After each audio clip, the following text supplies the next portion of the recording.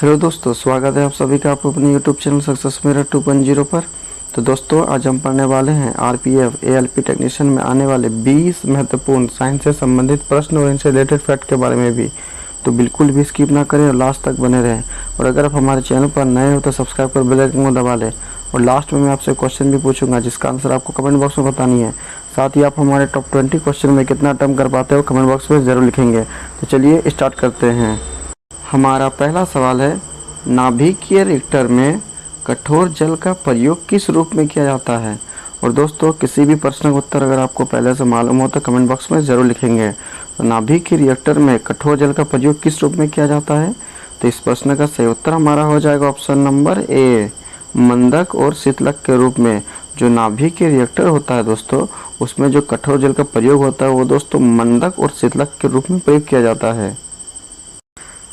हमारा अगला सवाल है, और दोस्तों आज हम जो आपसे टॉप 20 क्वेश्चन डिस्कस कर रहे हैं ये सारे के सारे इंपॉर्टेंट और 100% रियल आपके एग्जाम आरपीएफ एएलपी टेक्नीशियन में आने वाले रियल प्रश्न हैं।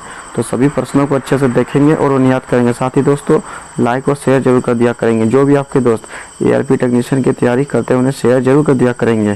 तो चलिए प्रश्न की ओर बढ़ते हैं। हमारा आज का अगला सवाल है, हमारे शरीर की सबसे बड़ी ग्रंथि कौन सी है जिसे इसके लाल भूरे रंग से अभिलक्षित किया जाता है। तो इस प्रश्न का सही उत्तर हमारा क्या हो जाएगा। और दोस्तों, इसका उत्तर अगर आपको पहले से मालूम हो तो कमेंट बॉक्स में ज़रूर लिखेंगे। तो हमारे शरीर की सबसे बड़ी ग्रंथि कौन सी है। तो इसका सही उत्तर हमारा हो जाएगा ऑप्शन नंबर बी, यकृत। यकृत मानव शरीर की सबसे बड़ी ग्रंथि है। हमारा अगला सवाल है, ब्लीचिंग पाउडर का रासायनिक नाम क्या है। तो ब्लीचिंग पाउडर का रासायनिक नाम क्या है और इस प्रश्न का सही उत्तर आप हमें कमेंट बॉक्स में बताएंगे। तो इसका सही उत्तर हमारा हो जाएगा option number D, calcium hypochlorite. Calcium hypochlorite bleaching powder का रासायनिक नाम है। हमारा अगला सवाल है, जब किसी द्रव को तेजी से घुमाया जाता है तो सघन कण नीचे तथा हल्के कण ऊपर रहते हैं। इस सिद्धांत का उपयोग कहाँ किया जाता है।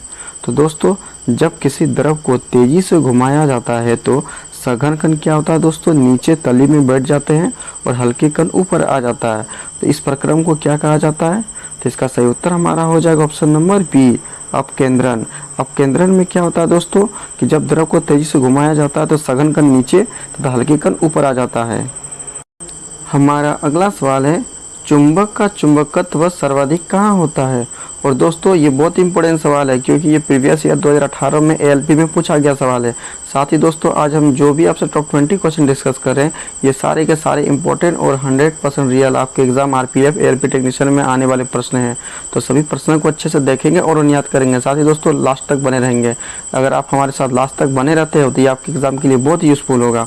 तो चुंबक का चुंबकत्व सर्वाधिक कहाँ होता है। तो इसका सही उत्तर हमारा हो जाएगा ऑप्शन नंबर बी, दोनों ध्रुवों पर। जो दोस्तों चुंबक का जो दोनों ध्रुव होता है, जो दोनों साइड होता है, नॉर्थ और साउथ, वहाँ पर क्या होता है दोस्तों, चुंबकत्व सर्वाधिक होता है। और मध्य में क्या होता है दोस्तों, चुंबकत्व सबसे कम होता है। हमारा अगला सवाल है, जीव विज्ञान का जनक किसे माना जाता है। और दोस्तों, इस प्रश्न का उत्तर अगर आपको पहले से मालूम हो तो कमेंट बॉक्स में जरूर लिखेंगे। तो जीव विज्ञान का जनक किसे माना जाता है। तो इसका सही उत्तर हमारा हो जाएगा ऑप्शन नंबर बी, अरस्तु। अरस्तु जीव विज्ञान का जनक कहा जाता है।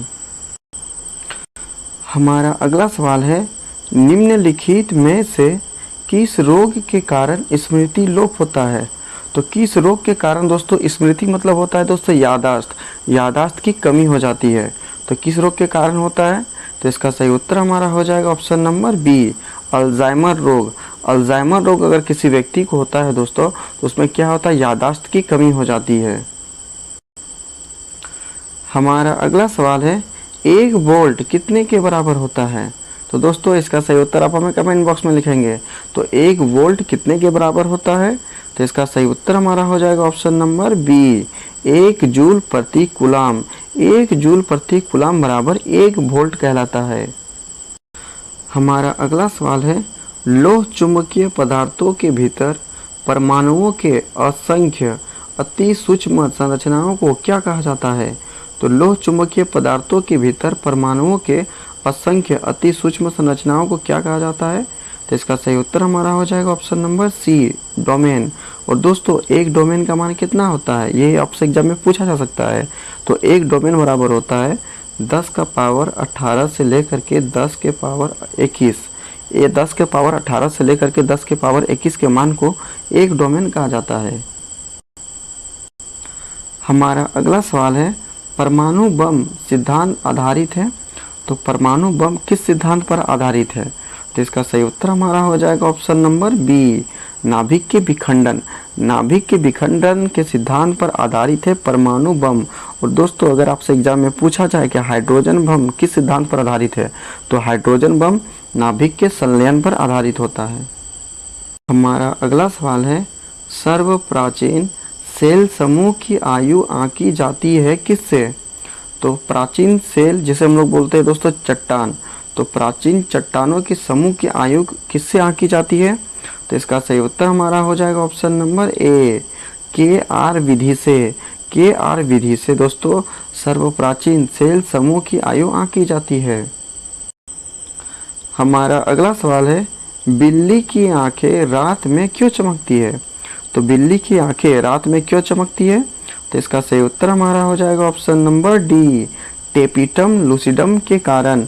बिल्ली की आंखें जो रात में दोस्तों चमकती है वो टेपिटम लूसिडम के कारण चमकती है। हमारा अगला सवाल है, प्रोटीन का पाचन कहाँ से प्रारंभ होता है? और दोस्तों अक्सर स्टूडेंट क्या करते हैं, बहुत ही जल्दबाजी में वो मुख गुहा को मार देते हैं, जो गलत हो जाता है दोस्तों। तो प्रोटीन का पाचन कहाँ से प्रारंभ होता है? तो इसका सही उत्तर हमारा हो जाएगा ऑप्शन नंबर डी, उदर। उदर में दोस्तों प्रोटीन का पाचन प्रारंभ हो जाता है। और अग्नाशय से निकलने वाले ट्रिप्सिन एंजाइम क्या करता है दोस्तों, प्रोटीन को पॉलीपेप्टाइड तथा एमिनो अम्लों में बदल देते हैं। हमारा अगला सवाल है, निम्नलिखित में से किस में एंजाइम नहीं पाए जाते हैं?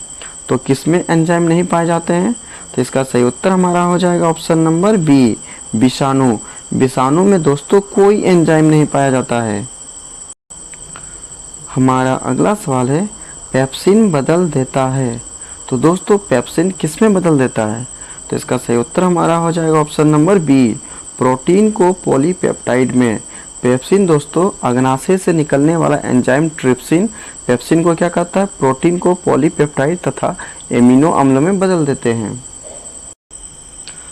हमारा अगला सवाल है, पेप्सिन क्या है? तो पेप्सिन क्या है दोस्तों? तो पेप्सिन एक प्रकार का एंजाइम होती है। तो इसका सही उत्तर हमारा हो जाएगा option number A, enzyme. Pepsin एक प्रकार का एंजाइम है। हमारा अगला सवाल है, निद्रा रोग नामक बीमारी किसके कारण होती है? तो निद्रा रोग नामक बीमारी किसके कारण होती है? और दोस्तों ये इम्पोर्टेंट सवाल है, साथ ही दोस्तों लाइक और शेयर जरूर कर दिया करेंगे। जो भी आपके दोस्त आरपीएफ एआरपीएन टेक्नीशियन की तैयारी करते हैं उन्हें शेयर जरूर कर दिया करेंगे। और जो भी हमारे चैनल पर नए हो सब्सक्राइब कर बेल आइकन को दबा लेंगे। तो दोस्तों इस प्रश्न का सही उत्तर हमारा क्या हो जाएगा, ऑप्शन नंबर डी, ट्रिपेनोसोमा नाम के एक कोशिकीय जीव से, जिसके कारण निद्रा नामक रोग होती है। हमारा अगला सवाल है, हाइड्रोजन के जलने से संबंध प्रक्रिया क्या कहलाती है? तो हाइड्रोजन के जलने से संबंध प्रक्रिया क्या कहलाती है? तो इसका सही उत्तर हमारा हो जाएगा ऑप्शन नंबर सी, ऑक्सीकरण। हाइड्रोजन के जलने से संबंध प्रक्रिया ऑक्सीकरण कहलाती है। हमारा अगला सवाल है, माचिस की तिल्ली पर किसका मसाला उपयोग होता है? और दोस्तों ये बहुत ही इंपॉर्टेंट सवाल है। तो माचिस की तिल्ली पर किसका प्रयोग किया जाता है दोस्तों? तो इसका सही उत्तर हमारा हो जाएगा ऑप्शन नंबर बी, फास्फोरस। और दोस्तों फास्फोरस में भी दोस्तों कौन सा फास्फोरस का प्रयोग किया जाता है? तो लाल फास्फोरस का। माचिस की तिल्ली पर दोस्तों मसाला के रूप में लाल फास्फोरस का प्रयोग किया जाता है। हमारा अगला सवाल है, और दोस्तों आज का हमारा ये अंतिम प्रश्न है। साथ ही आज हमने जो आपको टॉप 20 क्वेश्चन बताया, ये सारे के सारे इंपॉर्टेंट और 100% रियल आपके एग्जाम आरपीएफ एएलपीएन टेक्नीशियन में आने वाले रियल प्रश्न हैं। तो सभी प्रश्नों को अच्छे से देखेंगे और उन्हें याद करेंगे। साथ ही दोस्तों लाइक और शेयर जरूर कर दिया करेंगे। जो भी आपके दोस्त एएलपी टेक्नीशियन की तैयारी करते हैं उन्हें शेयर जरूर कर दिया करेंगे। और अगर इस प्रश्न का सही उत्तर अगर आपको पहले से मालूम हो तो कमेंट बॉक्स में जरूर लिखेंगे। तो चलिए प्रश्न की ओर बढ़ते हैं। हमारा आज का अंतिम प्रश्न है, लोलक घड़ियाँ गर्मियों में क्यों सुस्त हो जाती है? तो जो लोलक घड़ियाँ होती है दोस्तों वो गर्मियों में क्यों सुस्त हो जाती है? जिसका सही उत्तर हमारा हो जाएगा ऑप्शन नंबर सी, लोलक की लंबाई बढ़ने के कारण। जब गर्मी के दिन में होता है दोस्तों, क्या होता है कि लोलक घड़ी की क्या होती है, लंबाई बढ़ जाती है, जिसके कारण घड़ी हमारा क्या होता है दोस्तों, सुस्त हो जाता है। अब लास्ट वीडियो के क्वेश्चन का आंसर। लास्ट वीडियो में मैंने आपसे क्वेश्चन पूछा था कि जल में तैरना न्यूटन की गति के किस नियम के कारण संभव है, और इसका सही उत्तर ऑप्शन नंबर सी था, तृतीय नियम। और लगभग सभी स्टूडेंट ने इसका सही जवाब दिया और मोस्टली स्टूडेंट्स के बारे में डिटेल्स में लिखा। तो मैं आपको फिर बोलूँगा कि क्वेश्चन के बारे में आपको जितना ज़्यादा से ज़्यादा पता हो उन्हें आप लिखा करो, क्योंकि जो चीज़ें आप लिख देते हो उन्हें आप कभी नहीं भूलते हो।